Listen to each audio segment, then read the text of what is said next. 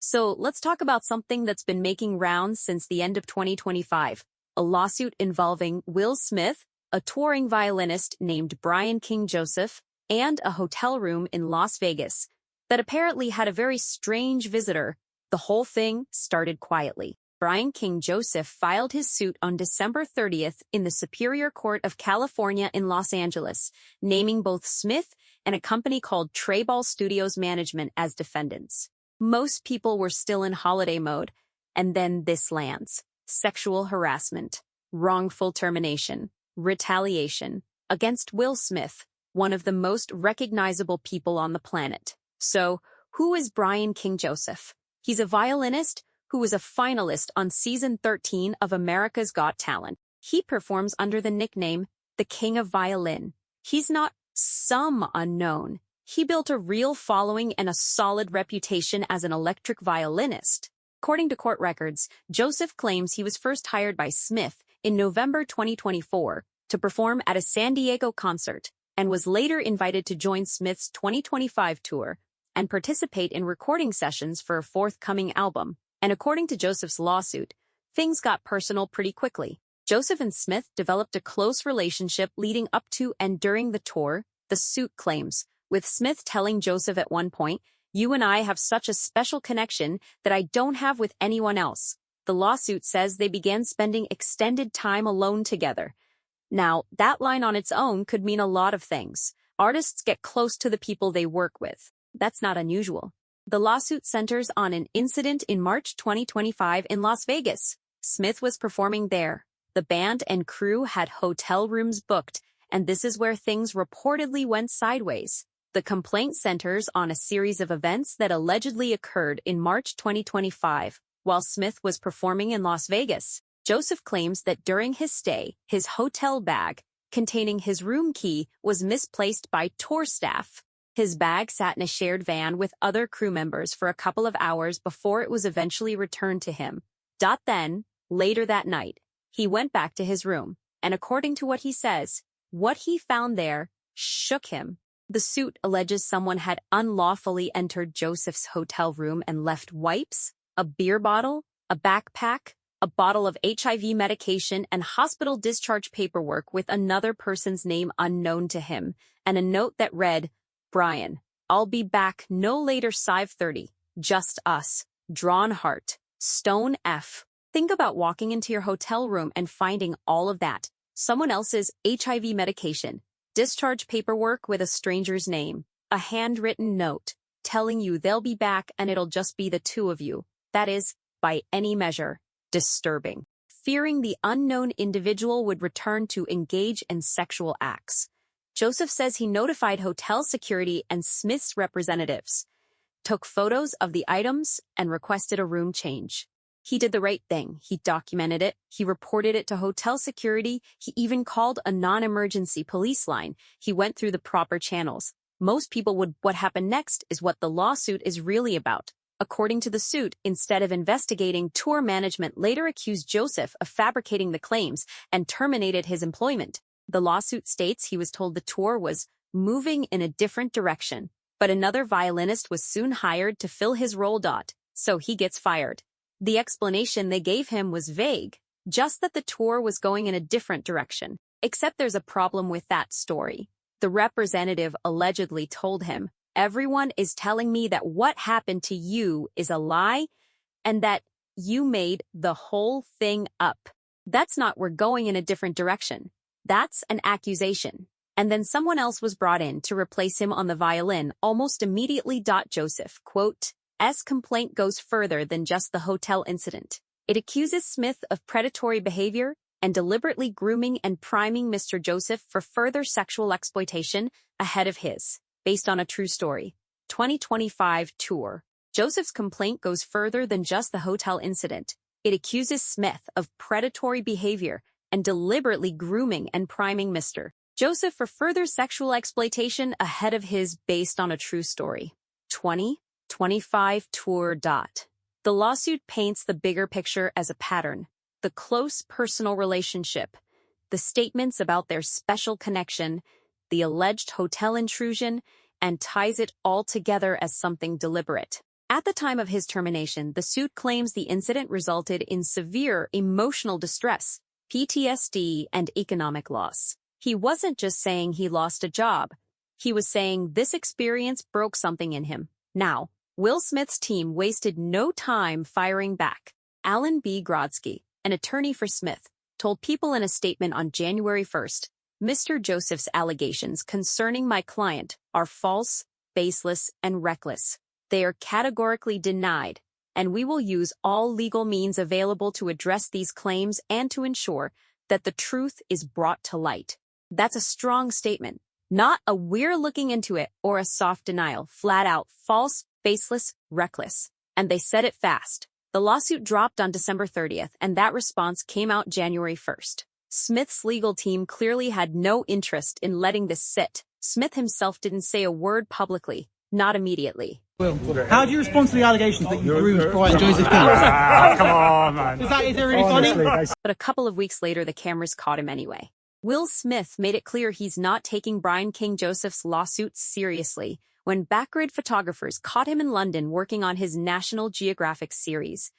The Oscar-winning actor literally laughed in a cameraman's face when asked about the wrongful termination and sexual harassment allegations filed by the electric violinist who performed on his recent tour. Smith was spotted outside what appeared to be a production location for Pole to Pole with Will Smith, his new adventure series that premiered January 13th on National Geographic and streams on Disney Plus and Hulu. When a photographer pushed him on the lawsuit, the actor's response was immediate and dismissive. He burst into laughter without breaking stride and jumped into his waiting vehicle while security stepped in to block further questions. That clip spread fast. Some people saw it as the response of someone who genuinely has nothing to hide. A man confident enough in his position to find the whole thing absurd. Others read it differently. Because laughing at harassment allegations, even if you believe they're completely false, is a choice. And it's a choice that people noticed. But here's the thing about Will Smith, and moments like this. He's been through a lot of public scrutiny. The slap at the Oscars in 2022 was a defining moment that rearranged how a huge chunk of the public sees him. Since the highly publicized 2022 Oscars incident, the actor has worked to rehabilitate his public image through selective appearances, introspective interviews, and a renewed focus on creative projects. He's been deliberate about his comeback. This lawsuit, coming right at the start of 2026, was the last thing he needed. Meanwhile, the internet had opinions, and one person in particular made his opinion very loud, very fast. 50 Cent is a massive troll, and previous instances prove that he's not afraid of joking about fellow massive celebrities like Will Smith. However, when news broke of sexual harassment and wrongful termination allegations against Smith in a new lawsuit from Brian King Joseph, he instead showed support for the actor and musician. On January 2nd, 50 Cent took to Instagram to publicly defend Smith after news broke. Sharing a screenshot of a news article about the lawsuit, 50 Cent dismissed the allegations outright. His caption read, "WTF is going on? I got a movie I want Will for. This fool just mad. He got fired." That was it. Short, blunt, dismissive, and from 50 Cent. That's basically the highest possible endorsement you're getting. The G-Unit mogul's post quickly gained traction, adding another loud voice to an already polarized conversation. Now, it's worth noting that 50 Cent is not someone who typically goes easy on people when there's a scandal. He's known for leaning into controversy, poking people when they're down, and generally being the last person to offer a soft landing. The fact that he came out on Will Smith's side, not just neutral, but clearly dismissive of the accuser, was actually notable. He wasn't hedging. He was saying flat out that he thinks Joseph was just upset about losing the gig. Whether that's the right read, only the courts were going to determine. And the courts did speak. Eventually, the ruling came down on Tuesday, May 5th. The judge found that the complaint as written did not meet the legal standard required to proceed as a sexual harassment claim. The judge determined that the alleged conduct, as described in the lawsuit, was not sufficiently severe or consistent enough to qualify under the applicable law. According to the judge's ruling, Brian's lawsuit doesn't qualify as sexual harassment because it fails to adequately allege conduct that is sufficiently severe or pervasive. But the judge didn't just dismiss it on one ground. Smith's legal team moved to have the lawsuit dismissed, arguing the complaint fell short of the necessary legal standards, and the judge agreed on two key grounds. First, the conduct described in the lawsuit did not rise to the legal threshold for sexual harassment, which requires behavior that is either severe enough in nature or sufficiently persistent in its pattern to qualify under the law. Second, and critically, the judge found that Brian King Joseph had not adequately established that only Will Smith or his management team could have accessed the hotel room where the alleged incident took place. That second point is important. Remember the bag. The complaint acknowledged that Brian King Joseph's bag, which contained his hotel room key, had been left in a shared vehicle with other crew members for approximately 2 hours before being returned to him. That gap in the documented chain of access made the case against Smith insufficient as filed. The bag being in a van with multiple crew members for 2 hours means legally there was no way to establish on the basis of this complaint that only Smith or his people had access to the key. And without that, you can't pin the hotel room incident on Smith. The judge also gave Smith's accuser the opportunity to amend his complaint, so it's not definitively over. Brian King Joseph was given the opportunity to file an amended complaint that directly addresses the legal shortcomings the judge identified. Whether he chooses to do so, and whether a revised filing could survive another legal challenge from Smith's team, has not yet been determined. So where does that leave things? For Will Smith, this is a legal win, a clean one, at least for now. For Will Smith, the ruling represents a clear legal win in what has been a period of sustained public attention and scrutiny. His team pushed for a dismissal, and they got it. The judge agreed with their argument that the complaint, as written, simply didn't hold up to the required legal standard.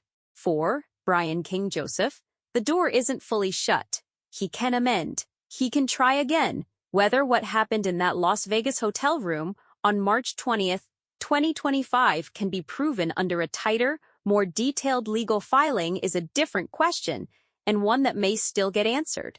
The whole story, from the first day of 2026 to this ruling in early May, moved fast and loud. A lawsuit that landed on New Year's Eve, a lawyer's denial that came on New Year's Day, a video of Smith laughing it off in London, 50 Cent throwing his weight behind Smith on Instagram, and now a judge tossing the case on technical and legal grounds. What's interesting is how much of this played out in public, not in a courtroom, but on social media and in tabloids and through paparazzi footage. Smith never gave a press conference. He never released a statement of his own. He just laughed and got in a car. His lawyer did the talking, and ultimately, a judge did the deciding. Brian King Joseph said through his lawyer that what happened to him was real, that he was harassed, that he was dismissed for speaking up, and that the whole thing left him with PTSD and financial loss.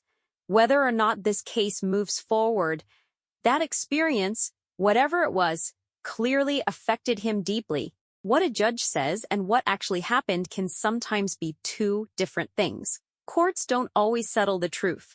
They settle what can be proven and how. Right now, the complaint as filed wasn't enough. What comes next is on Joseph's legal team to decide. Will Smith, for his part, keeps moving. He's filming in London. The National Geographic show is out.